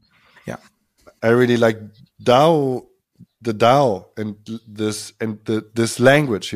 I think, and that's really what it's about. And that's the first thing I said. So I could have left it at that. If this were a podcast where people speak in short intervals, the language is good. The language is just right. It's just hitting the right spot. And it's also about understanding. You asked about managing. It's about understanding what is happening here. You're not getting exact. You're getting pretty concrete advice on how to act, but you also understand that life happens anyway, and there's kind of it gives you an insight, and it can kind of make the meaning web around that topic that you're asking about a bit more dense. And then I also have, and I will end on this, I have experience with this where I've made I Ching throws, so kind of like units of divination with people, with friends. And even years later, I remember the throw, the question, and they too. And it kind of, there's meaning that was accessed at this point in time where we studied that and did that doesn't get lost. And I think that's extremely valuable and hard to come by. Like a persistence of meaning, you know. I remember when I made the I Ching throw with my brother, and the question was this, and the result was this, and now we can still reference that. It's almost like the moment you do this throw and you both kind of buy into it, people gain a little piece of culture, a little piece of shared language that is shorthand for something incredibly complex and interesting, and also a beautiful moment of togetherness and time. Sure, exactly, a ritual. So that's all the great things about it. That's how I feel about it. Very, very interesting. Thank you for sharing that fascination. May I kind of just comment one or two things? Yeah. It seems that you, and then we have to wrap up, by the way. Sure. But it seems that you trust the teller and not the tale. So you are, quote a friend of mine who came up with that, trust the teller, not the tale. The person, Richard Willem, is important for you to make the translation happen. Otherwise it might be kind of inaccessible. If you cannot read the Chinese texts in the original, you need somebody to kind of give you access through language. That is for sure. The fascination I share.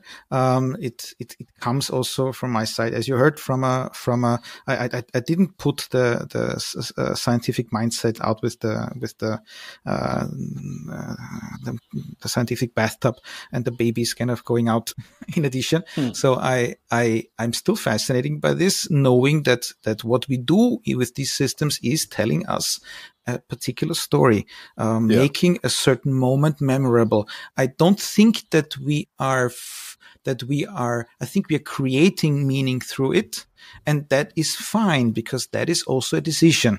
You're making a decision through this ritual. And you can say, oh, I don't need any of these things. So I can make just a decision without that. Yeah, but it's less fun. and maybe less memorable. Absolutely. So to it's give a totally great game. Yeah, because you wouldn't play it because you play with your fate somehow. I mean, you can say kind of, I go down this road, now I throw a coin. You could also use your observational talents and see kind of which kind of path is more interesting, leading to probably up the hill or down the hill, to this castle or to that orc. You just throw a coin. And you either die or not going down that road. So there's quite a lot at stake. And it could be either looking foolish or very brave to do so. So to use that, a system, something else, trust that this will be fine then, because you could have also made a conscious decision and say, no, I'm weighing all the eventualities and I'm doing this then. With the divination system, you somehow give it up. But you don't. No, you don't. Because your actions, you still have to act. You know, this is like an additional article you read on a topic. You know, and then and I think the correct way to access this as well is like is the Bruce Lee way. It's like you take what resonates and what's good for you, and the rest you just leave. I mean, there's a total subjective, idiotic selectivity about it. Yeah, like you don't have to buy the whole fucking thing just because, you know, it's there. It's like plenty of times you can just say, shut up, I Ching, you know, I don't even know why I asked you, you know, and then what might happen that you come back to that and you reread the thing 7 months later and you're like, you were right again, you know. But this is all subjectivity, and for me that's part of the rules of the game. You got to know that in divination, you know. You for me, like, I'm not an absolutist about this at all. Like, but yeah, that's a whole another conversation. I mean, but yeah, I don't think you give it up. I think you gain some optionality. Yeah, depending on how serious you would take it, I would say. And you gain back some control, nevertheless, because you then believe that that's what you do. And I love this in games too, to have the promise that something will work out somehow with it. So you are inside of this kind of consensual space. In live action role playing, we at least in the Nordic LARP viewpoint, there is a lot of talk about kind of the magic circle. You are either entering it conscientiously, and then you are in the game, or you're stepping out of it again. So then all the rules of inside of the game don't apply anymore. You're in a safe space, but you have to do that, and that is a physical thing to do. You have to throw then the dice. You have to then take your tokens, throw them to find out what it is, and you also, because you're inside of the magic circle, you promised to somehow kind of take it seriously enough. Otherwise, there's no need to play that. And for me, that's really the thing about so many things, so many games, so many rituals. I mean. This podcast is a ritual, we like, as soon as this is over, we will talk to each other in a different way. But now we can't, like that's just how it is. And it's the same with, and that's a beautiful thing. And that's why I find it super legit to call this a game. And when I offer, hey, should I throw an I Ching for you to somebody? Then I ask, consent, basically, not very explicitly, but kind of like 3 times. It's like, well, should we play this? And you want to do this, and I explain to them what's going to happen. But when we do it, that will happen, and there is a portal of, let's say 45 minutes that then will be allocated to that. And it will include, me reading this thing and, me playing the game the way I play it with somebody. And that's what I experience every time I do this, whether I do a podcast, or whether I do throw an I Ching with somebody, or whether I have a coaching session with somebody. There's always this stepping into the magic circle, and kind of this consent, this coming together. That's already half the rent. That's already I that agree. makes The magic. Exactly. That makes the magic. And then and if somebody would be distraught and be like, well, and their biophysiological system would be somehow revolting, I would say, well, maybe not, right? Like maybe the divination today is the weather is too bad, let's stop, right? But making the decision together to go there in any game, so much magic happens there, And I agree. And I think that's also so important about this. It's like, do you believe in magic? Like, don't you want to have the fun of believing in magic? Don't you want to experience a bit of magic? Like any LARPer can. Like I have a friend, my ex-colleague Flips at Twitch, who does basically works at Twitch full time, and when he has free time, he just goes LARP. And when he tells me these stories, it's great. He just goes totally LARP. He goes LARP. He goes LARP all the way. And dude, like when he tells me these stories from his literal adventures, I'm like, fuck, it has a psychedelic effect on me, right? It's like also new. Oh my God, I can't believe you're experiencing this, And for me, it's also hilarious because last time we did it, there was a time where I was thinking about how I should live my life. And I was almost like, I should just LARP more in my life, I should just act more. I just should play more games, because what you're doing in your LARP is basically what I want to do in my life, And what is life if not an action role play? There was a total like shift in reality. So yeah, just the tale contains the magic, and that's already a game being told a story. So yeah, I think. That sums up a lot of gaming stuff, and also, divination. For me, there's no difference. With a bit of a winky eye and some willingness to play and some fun and joy, all these things can be great. Like, I see little reason for cynicism there. As long as we don't hurt anybody actively, right?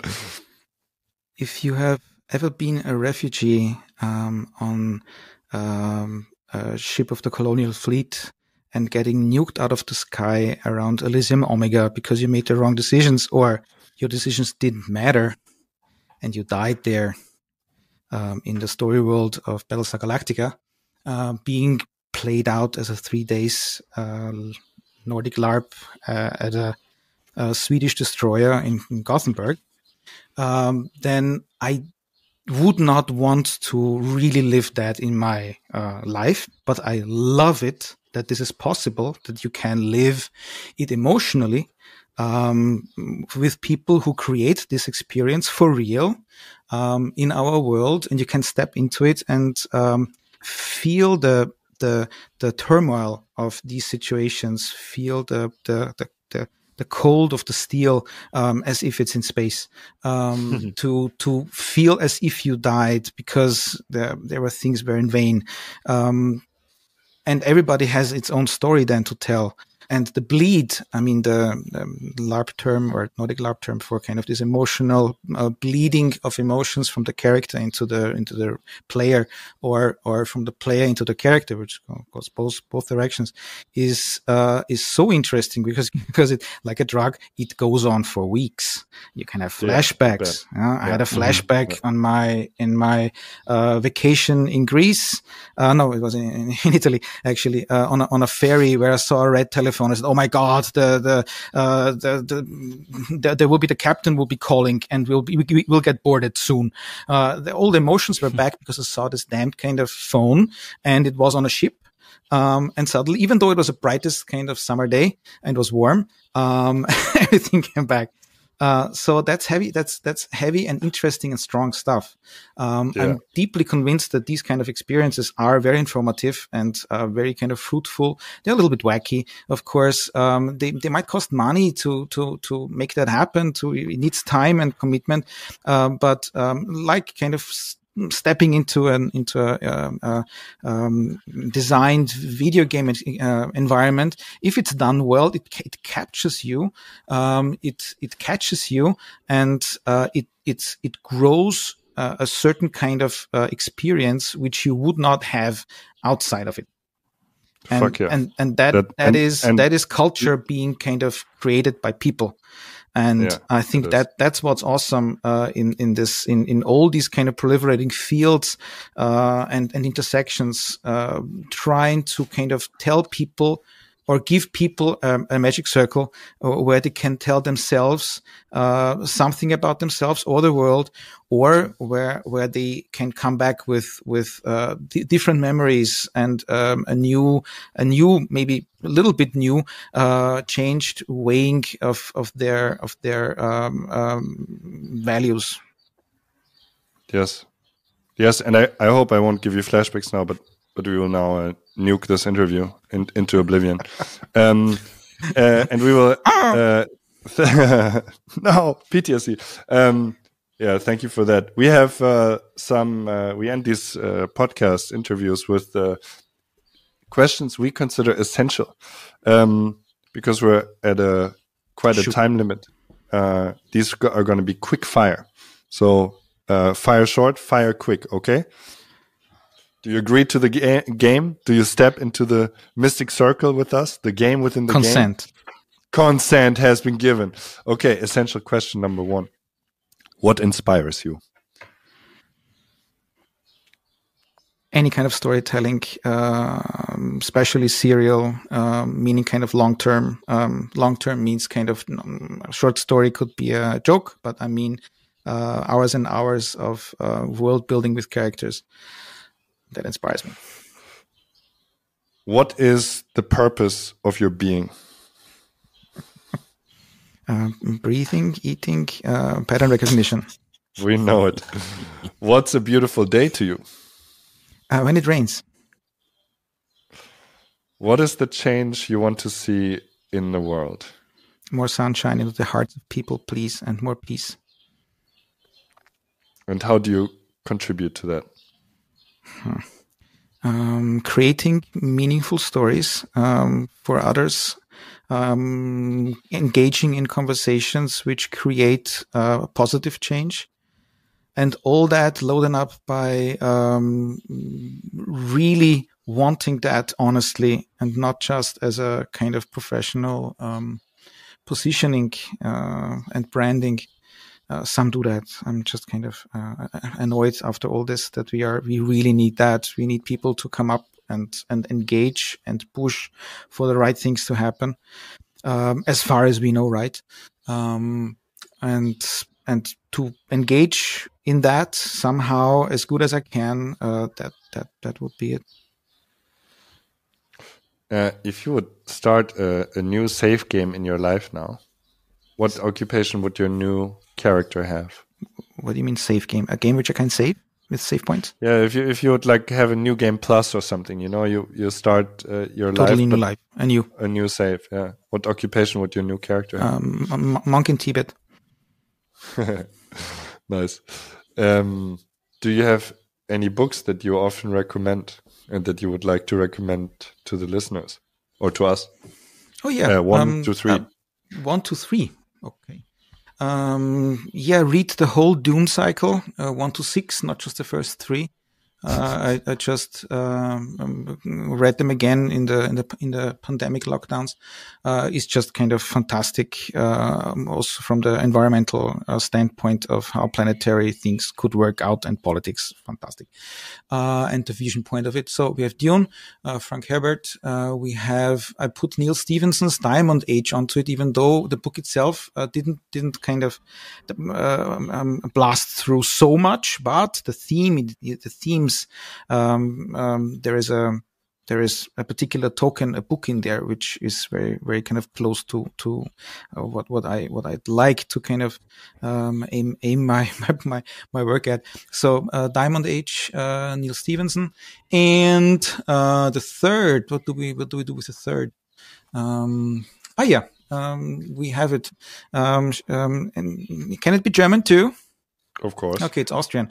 Stefan Zweig, Die Welt von gestern. Stefan Zweig, the world of yesterday. Erinnerungen eines Europäers, Memories of a European. Zweig's last book before he killed himself in South America, he made sort of an account of why he thinks himself being a protagonist of a world which went down the drains with the Second World War, and where with that I could relate a lot, and it tells a lot about the last, let's say, kind of 80-90 years and European culture. So. And it is indeed called the world of yesterday. So I translated it right. Okay. Yeah. So now is my turn. What are your favorite games? Also 1 to 3. Okay, 1 to 3. What do we put first? You don't have to rank them. It's just okay. You can give us 1 to 3 options. Okay.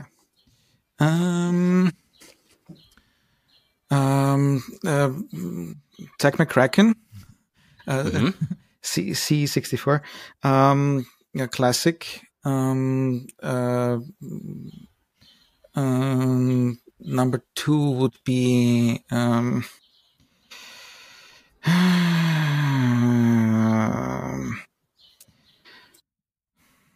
Heavy Rain. Heavy Rain from Quantum. Storytelling wise, still an interesting way of trying to get cinematic storytelling done in a game. It's not an open world, but that's so Heavy Rain. And the third would be, what do we take?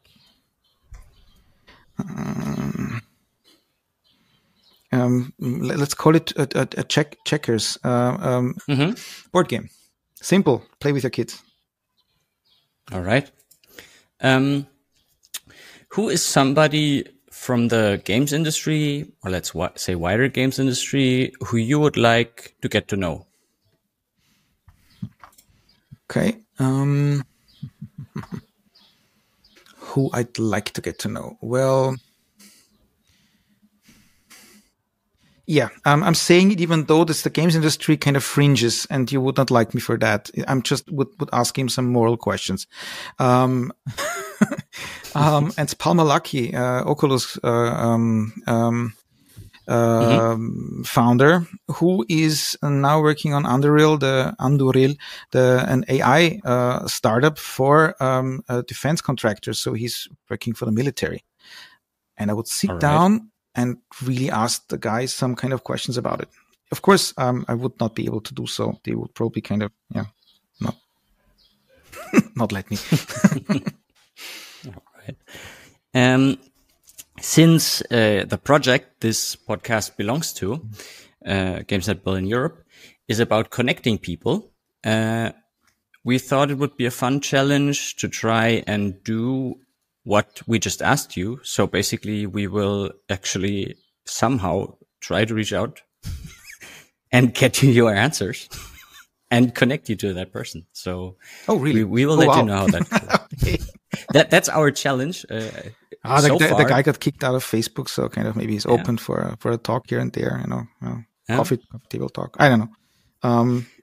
Okay, great. What a incredibly generous and interesting offer. Thank you.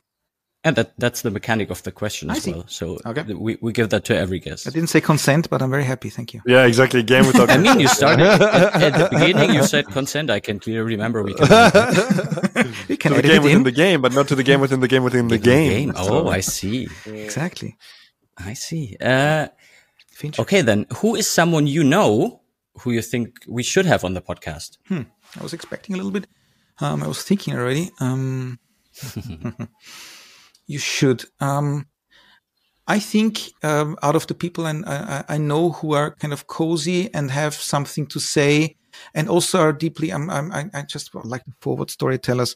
You might know, being around in the Berlin kind of GamesNet for quite a while, would be Nico Nonne. Mm-hmm. Because he's also he was trying to kind of get storytelling as a kind of as a product actually out there. And he's seasoned. So he had some time to get into the ups and downs of that kind of volatile, genre, volatile kind of sector. And, I think Nico would be very cozy and also broad. Okay. And, last but not least, where can people find you? And that is a question that means online. Don't tell people your exact location, please. So again, you okay, the connections online. Well, you mean anything, the website, or like kind of your accounts, Twitter, Facebook, LinkedIn? Sure. That some website? I see. So there is the easy peasy cheesy new way how to do that. I mean, new, it's not so new. And that is Linktree. So I give you the this particular Linktree. It would be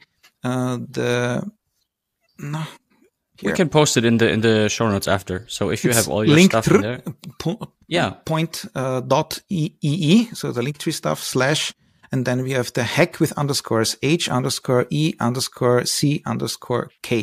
There you find all the rest. And now it became really, really useful. I wasn't quite sure if to follow the masses of people who moved all their kind of stuff to Linktree, but now I know why. Yeah, all in one place, eh? Exactly. Very nice. Bonus question: what color socks do bears wear? Brown ones, because they are very funny.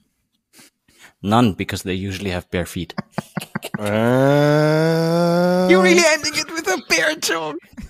I had it open for half an hour now, like anticipating this exact moment.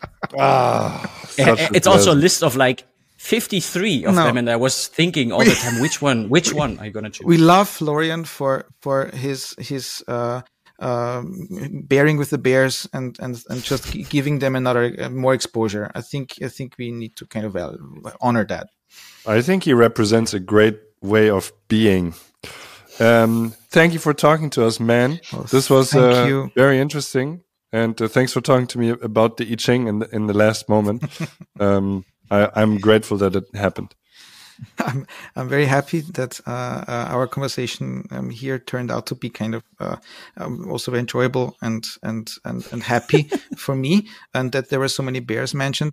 I hope that something kind of halfway reasonable or hope, caring and fun comes out of that for people who listen to this. And thank you for all the work you put into this podcast. So I think all the stuff going on in the background with also Anne and your team is to be underlined, and any guest is kind of on top of that, meaning kind of supported by this.